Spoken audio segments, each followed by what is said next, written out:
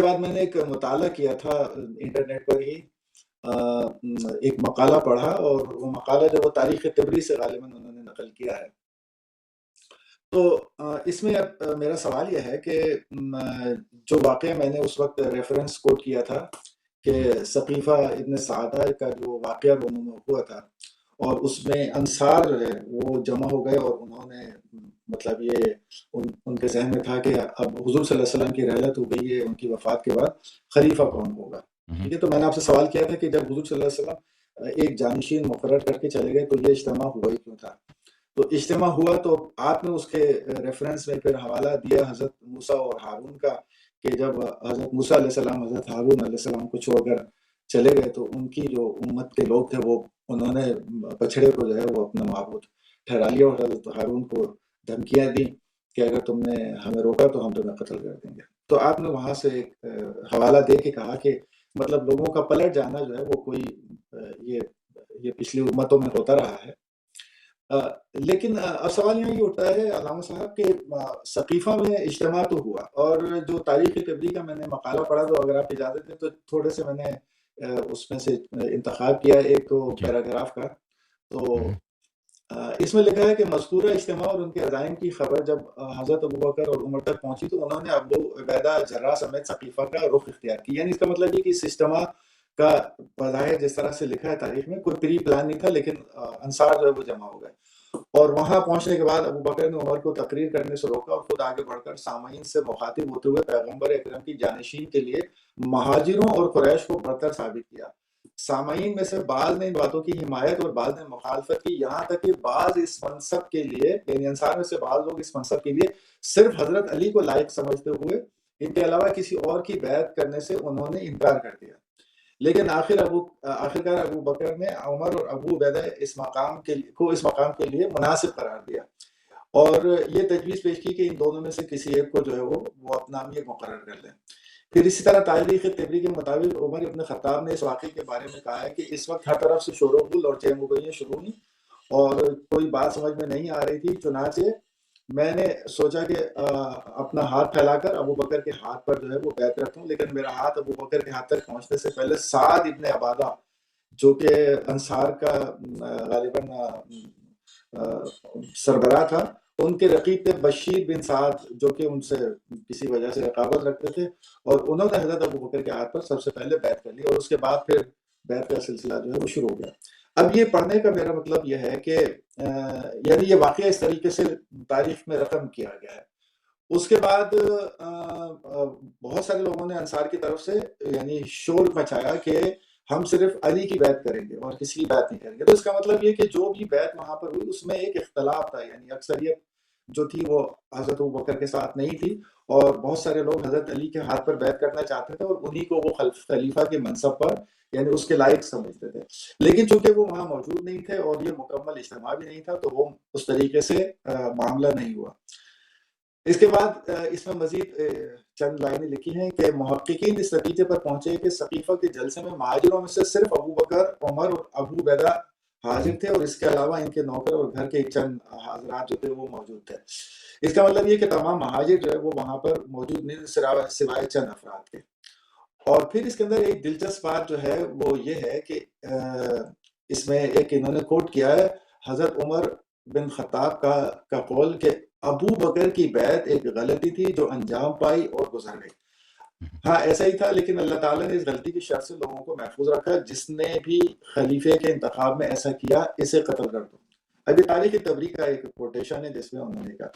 تو اب علامہ صاحب سوال یہ ہے کہ مطلب یہ اگر واقعہ اس طریقے سے پیش آیا ہے تو پھر ابہام یہ پیدا ہوتا ہے کہ حضور صلی اللہ علیہ وسلم نے یعنی خطبہ جو حجۃ الوداع کے بعد خطبہ دیا اور اس کے بعد غدیر خم پر جو خطبہ دیا، تو اس میں جو کچھ بھی انہوں نے ارشاد فرمایا اور حضرت علی کے بارے میں کہا، تو وہ اس طرف اشارہ تو ہو سکتا ہے کہ میرے بعد جو ہے وہ آپ حضرت علی کو اپنا خلیفہ جو ہے وہ مقرر کر لیں یا انہیں منتخب کر لیں، لیکن انہوں نے ان کو ایک جیسے باقاعدہ کسی کو اپنا خلیفہ مقرر کیا جاتا ہے وہ نہیں کہ یعنی اشارے دیے کہ میرے بعد جو تمام خصوصیات ہیں، جو علم ہے، جو یعنی جو مولا سے آپ نے تشریف فرمائی کہ اس کا مصدر جو ہے وہ اولا ہے، یعنی وہ تمام انسانوں میں اولا ہیں حضور صلی اللہ علیہ وسلم کے بعد.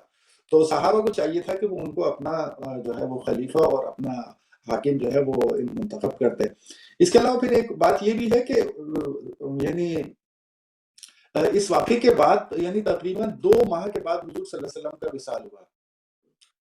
تو اس 2 ماہ کے دوران میں غدیر خم کے بعد تو حضور صلی اللہ علیہ وسلم نے کسی بھی مطلب انہوں نے جمعے کے خطبات بھی دیے ہوں گے، مسجد میں اجتماع بھی ہوئے ہوں گے، تو چاہیے یہ تھا کہ ایک تقریب منعقد کی جاتی جس کے اندر باقاعدہ اپنے یعنی حضرت علی کرم اللہ وجہہ کو خلیفہ نامزد کرنے کے لیے اور ان کے ہاتھ پر بیعت لی جاتی، لیکن ایسا بھی کوئی واقعہ جو ہے وہ تاریخ میں یا حدیث کی کتابوں میں نظر نہیں آتا. تو اس بارے میں وضاحت فرمائے کہ کیا شیعہ کتب میں یا شیعہ لٹریچر میں اس کو کسی دوسرے طریقے سے ڈاکومنٹ کیا گیا ہے اس واقعے کو، یعنی ثقیفہ کے اور حضرت علی علیہ السلام کے جو خلیفہ منتخب ہونے کا کوئی واقعہ ڈاکومنٹڈ ہے؟ اگر ہے تو اس بارے میں ہمیں وضاحت فرمائیں. جی میں بتاتا ہوں. یہاں پہ کئی ایک نقطے ہیں میں آپ کے خدمت میں عرض کرنا چاہتا ہوں. دیکھیں میں اپنا شروع آغاز اس بات سے کرتا ہوں اللہ تعالیٰ کے فرمان سے، قرآن مجید فرقان حمید کے سورہ بقرہ کی اس آیت سے. ملاحظہ فرمائیے ڈاکٹر صاحب، اعوذ باللہ من الشیطان الرجیم. اللہ تعالیٰ سورہ مبارکہ بقرہ میں آیت نمبر 213 میں فرماتا ہے کان الناس امتا واحدۃ فبعث اللہ النبیین مبشرین ومنذرین. لوگ ایک امت تھے، پھر اللہ تعالیٰ نے انبیاء علیہ السلام کو بشارت اور ڈرانے کے لیے نازل ارسال فرمایا. وانزل معهم الکتاب، اور ان کے ساتھ کتاب بھی نازل کیا، بالحق، حق کے ساتھ، لیحکم بین الناس فیما اختلفوا فیہ، تاکہ اللہ تعالیٰ کا فیصلہ سنایا جائے ان مسائل میں جس میں لوگ آپس میں اختلاف کرتے ہیں. اچھا، یہ انبیاء آئے ہیں کتب کے ساتھ، بینات کے ساتھ، اس میں شک نہیں ہے. وما اختلف فیہ الا الذین اوتوہ من بعد ما جاءتهم البینات بغیا بینہم.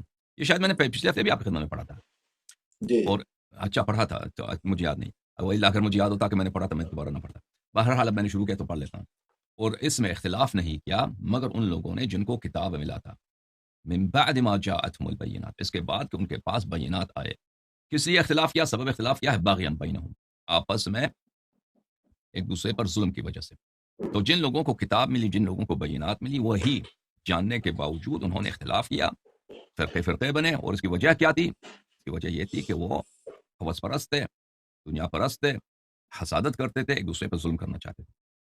نبی کریم صلی اللہ علیہ وآلہ وسلم پہ واجب ہے اللہ کی جانب سے وما علی الرسول الا البلاغ المبین، الا البلاغ المبین. رسول اللہ صلی اللہ علیہ وآلہ وسلم پر بلاغ مبین، اچھی طرح واضح طور پر اتمام حجت کرنا وہ لازم ہے. اب لوگ ایمان لاتے ہیں یا نہیں لاتے، یہ ان کی ذمہ داری نہیں ہے.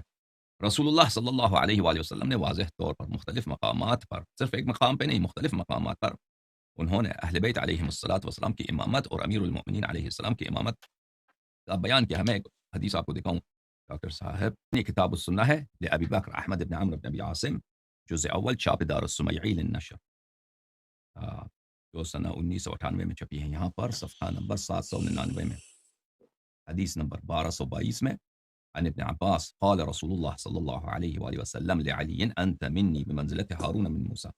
آپ کو وہی منزلت ہے حاصل ہے جو ہارون کو موسیٰ سے حاصل تھا، اور ہارون علیہ السلام موسیٰ کے خلیفہ بلکہ ان کے شریک کار تھے.